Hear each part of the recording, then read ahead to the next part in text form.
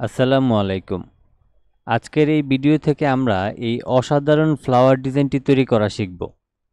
তো আজকের এই টিউটোরিয়ালটিতে আপনি ব্লেন্ড টুল সম্পর্কে শিখতে পারবেন এবং কিভাবে আমরা এত সুন্দর এবং এত স্মুথলি একটা ফ্লাওয়ার ডিজাইন তৈরি করলাম সেই বিষয়টাই জানতে পারবেন।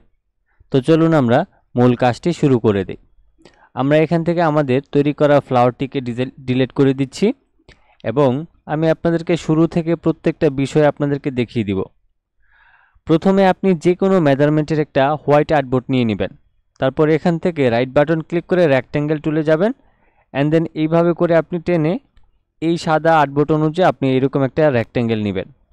এখানে আপনার আদার্স যে কোনো কালার থাকতে পারে, তবে আপনি এখান থেকে এই কালারটাকে ব্যবহার করবেন। তারপর এটাকে আরেকটু ডিপ কালার করার জন্য এখানে ডাবল ক্লিক করবেন অ্যান্ড দেন এটাকে একটু টেনে নিচের দিকে নিয়ে এসে এখান থেকে ওকে করবেন। এবার আপনি এই আর্টবোর্ডটাকে কিবোর্ড থেকে Ctrl+2 চেপে লক করে নেবেন।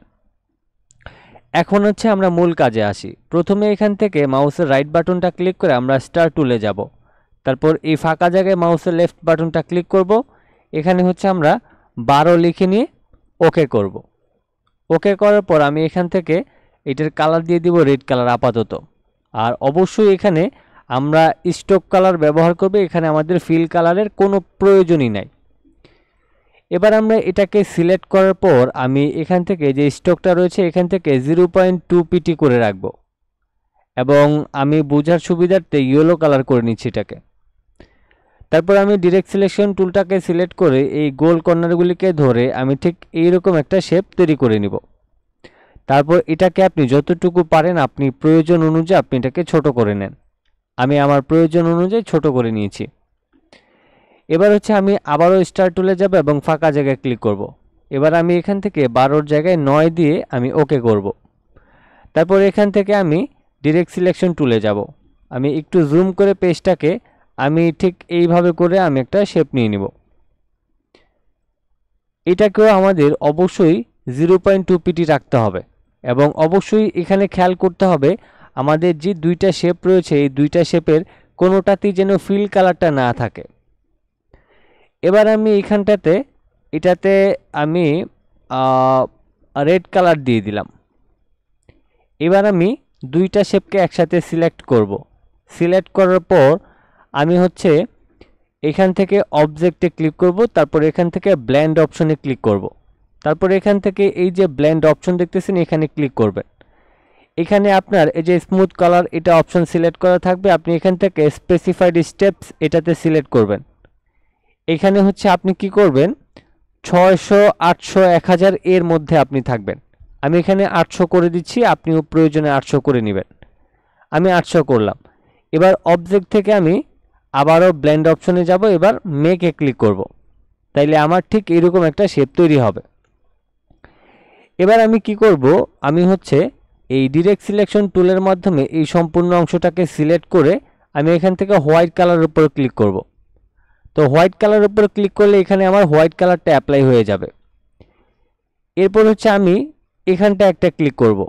এখানে একটা ক্লিক করার পর আমি এখান থেকে এই যে convert select anchor point to smooth আমি এখানে ক্লিক করব। তাহলে এটা আমাদের একটু বাঁকা হয়ে যাবে। একইভাবে আমি এখানে আবার ক্লিক করে আমি এখান থেকে সেম অপশনটায় ক্লিক করে দিব। তাহলে ঠিক আমাদের ফ্লাওয়ারটা এরকমভাবে বাঁকা হয়ে যাবে। এবার আমরা কি করব, এখানে ক্লিক করে আমরা এটাকে একটু নিচের দিকে নামাই দিব এবং এখানে আমরা এটাকে একটু নিচের দিকে নামিয়ে নিয়ে আমাদের উপরের হ্যান্ডেলটা টেনে আমরা একটু উপরের দিকে নিয়ে ঠিক এইরকমভাবে বাঁকা করে নিব। এইবার হচ্ছে আমরা কি করব, আমরা একটু জুম আউট করব। জুম আউট করার পর এই ফ্লাওয়ারটাকে ধরে অল্টার এবং শিফটটাকে ধরে প্রয়োজন অনুযায়ী আপনি বড় করে নেবেন। তাইলে দেখবেন এখানে একদম পাতলা একটা ফ্লাওয়ারের মতো আপনার তৈরি হয়ে গিয়েছে।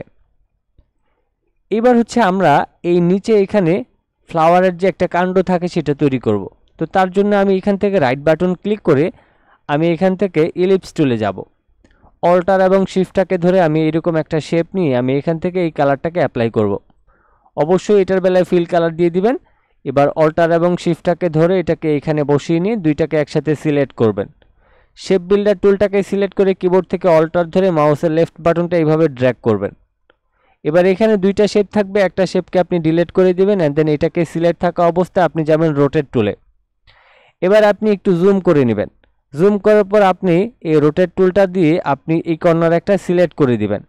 তারপর কিবোর্ড থেকে অল্টার ধরে মাউসের লেফট বাটনটা এইভাবে করে ক্লিক করে কিবোর্ড থেকে কন্ট্রোল ডি প্রেস করবেন অ্যান্ড দেন আমরা এই তিনটাকে একসাথে ধরে রাইট বাটন ক্লিক করে গ্রুপ করে ফেলবো। এবার হচ্ছে আমি কি করব, এই তিনটাকে একসাথে ধরে আমি এখানে নিয়ে আসব এবং এটাকে আমি এইভাবে করে রোটেট করে নিব।